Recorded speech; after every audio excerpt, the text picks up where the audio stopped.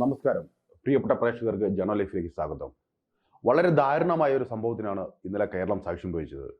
വാൽപ്പാറയിലേക്ക് മലപ്പുറത്തു നിന്നും ടൂറിന് പോയ ഒരു സ്കൂളിലെ പ്രധാന അധ്യാപകയടക്കം 12 പേർ അപകടത്തിന് വിധേയമായിരിക്കുന്നു. വാൽപ്പാറയിൽ നിന്നും വാൽപ്പാറ കണ്ട് തിരിച്ച് കേരളത്തിലേക്ക് മടങ്ങുന്നതിനിടയിലായിരുന്നു ചുരത്തിൽ വെച്ച് അപകടമുണ്ടായത്. 13-ാം ഹെയർപിൻ വളവിൽ നിന്ന് നിയന്ത്രണം വിട്ട ട്രാവലർ 800 അടി താഴ്ചയിൽ 11-ാം ഹെയർപിൻ വളവിലേക്ക് പതിക്കുകയായിരുന്നു. വളരെ ദാരുണമായ അപകടമാണ്. സംഭവ സ്ഥലത്ത് വെച്ച് തന്നെ 9 പേർ മരണപ്പെട്ടിരുന്നു. മലപ്പുറം പാങ്ങ് പള്ളിക്കുന്ന് സ്കൂളിലെ പ്രധാന അധ്യാപകയടക്കം 12 പേരായിരുന്നു വാഹനത്തിലുണ്ടായിരുന്നത്. ഇതിൽ 9 പേരാണ് മരണമടഞ്ഞത്. ഡ്രൈവറുടെ അശ്രദ്ധക്കുറവാണ് വാഹനാപകടത്തിന് കാരണമെന്നാണ് ഏറ്റവും ഒടുവിലായി പുറത്തു വരുന്ന റിപ്പോർട്ടുകൾ. എന്തായാലും ഈ അപകടം വളരെ വലിയ രീതിയിൽ കേരളത്തെ ദുഃഖത്തിലാഴ്ത്തിയ ഒരു അപകടമാണ്. 12 ആളുകൾ ഒരുമിച്ച് ഉല്ലാസയാത്രയ്ക്ക് പോയി അപ്രതീക്ഷിതമായി ഒരു അപകടത്തിലേക്ക് പെടുന്നു. അതിൽ 9 പേർ തൽസമയം തന്നെ മരണമടയുന്നു. 4 പേരുടെ അവസ്ഥ ഗുരുതരമാണ് എന്ന വാർത്തകളാണ് പുറത്തു വരുന്നത്. കോയമ്പത്തൂരൊക്കെയായി വിവിധ ആശുപത്രികളിൽ ഇവർ ചികിത്സയിലാണ്.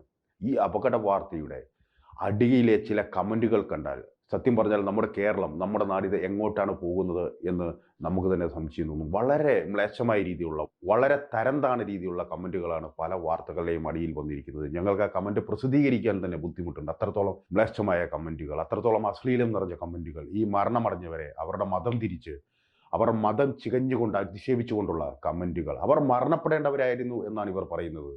അവർ തീർച്ചയായും മരണപ്പെടേണ്ടവരായിരുന്നു. അവർ ഈ ഭൂമിക്കൊരു ഭാരമായി ജീവിച്ചവരായിരുന്നു.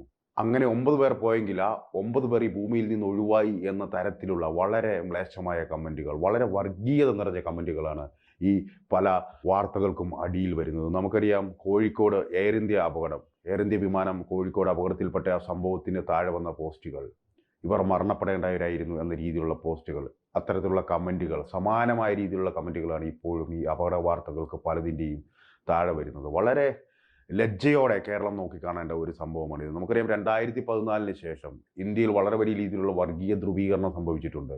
എന്നാൽ നാം ആരും കാണാതെ പോകുന്ന ഒരു സത്യമുണ്ട്. 2021 രണ്ടാം പിണറായി സർക്കാരിന് ശേഷം കേരളത്തിൽ സംഭവിച്ച വർഗീയ ധ്രുവീകരണം, വർഗീയ ഭ്രാന്തന്മാരുടെ അഴിഞ്ഞാട്ടമാണ് യഥാർത്ഥത്തിൽ കേരളത്തിൽ നടക്കുന്നത്. എത്രയോ വിദ്വേഷം ചുമത്തുന്ന കമൻറ്റുകളും വിദ്വേഷം നിറയ്ക്കുന്ന പോസ്റ്റുകളുമൊക്കെയാണ് നവമാധ്യമങ്ങളിലൂടെ പലരും പ്രചരിപ്പിക്കുന്നത്. എന്തിനു പറയുന്നു, നമ്മുടെ മുഖ്യമന്ത്രി പിണറായി വിജയൻ തന്നെ നടത്തിയ ഒരു പ്രസ്താവനയുണ്ട് മലപ്പുറത്തെക്കുറിച്ച്. നാം എല്ലാം അത് കേട്ടതാണ്. അതുപോലെ തന്നെ SNDPയുടെ മുൻ ജനറൽ സെക്രട്ടറി ആയിരുന്ന വെള്ളാപ്പള്ളി നടേശൻ, അദ്ദേഹം തിരുവനന്തപുരം മുതൽ കാസർഗോഡ് വരെ നടന്ന് പറഞ്ഞിരുന്നത് എന്താണ്? പച്ചവർഗീയതയായിരുന്നില്ലേ?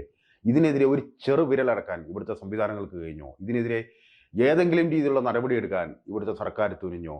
അതായത് എത്രയോ കാലങ്ങളായി ഇത്തരം കമൻറ്റുകളും അതുപോലെ തന്നെ ഇത്തരം പ്രസ്താവനകളൊക്കെ വിവിധ ഭാഗങ്ങളിൽ നിന്നും ആസൂത്രിതമായി പുറത്തു വരുന്നു.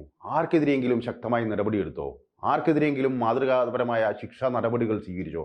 ഇല്ല എന്നതാണ് യാഥാർത്ഥ്യം. അവരെ സംരക്ഷിക്കുന്ന രീതിയിലുള്ള, അല്ലെങ്കിൽ അവർക്ക് വെള്ളവും വളവും ഒഴിക്കുന്ന രീതിയിലുള്ള നിലപാടാണ് ഇവിടുത്തെ സംസ്ഥാന സർക്കാരും അതുപോലെ തന്നെ നിയമപാലകരുമെല്ലാം എടുത്തത് എന്നതാണ് സത്യം. അവരെ ഒന്ന് പിടികൂടാനോ അല്ലെങ്കിൽ അവർക്കെതിരെ ഒരു കേസെടുക്കാനോ പോലും പലപ്പോഴും തയ്യാറായിട്ടില്ല. ഇവിടെ ചെറിയ കാര്യത്തിന്, നിസ്സാര ഫേസ്ബുക്ക് കമൻ്റൊക്കെ അധികാരികൾക്കെതിരെ ഇട്ടാൽ കേസെടുക്കുന്ന ഭരണകൂടമാണ്. ഇത്ര വലിയ രീതിയിൽ സമൂഹത്തിൽ ഭിന്നിപ്പുണ്ടാക്കുന്ന, കലാപാഹ്വാനത്തിലേക്ക് നയിക്കുന്ന രീതിയിലുള്ള കമൻറ്റുകൾക്കെതിരെ പോലും നടപടിയെടുക്കാത്തത്. ഇത്തരത്തിൽ നടപടിയെടുക്കാത്തത് ഒന്ന് കാരണം മാത്രമാണ് ഇത്തരത്തിലുള്ള കമൻറ്റുകൾ ഇപ്പോഴും ആവർത്തിക്കപ്പെടുന്നത് എന്നതാണ് സത്യം. നമ്മുടെ കേരളം യഥാർത്ഥത്തിൽ ഒരു മാതൃകയായിരുന്നു.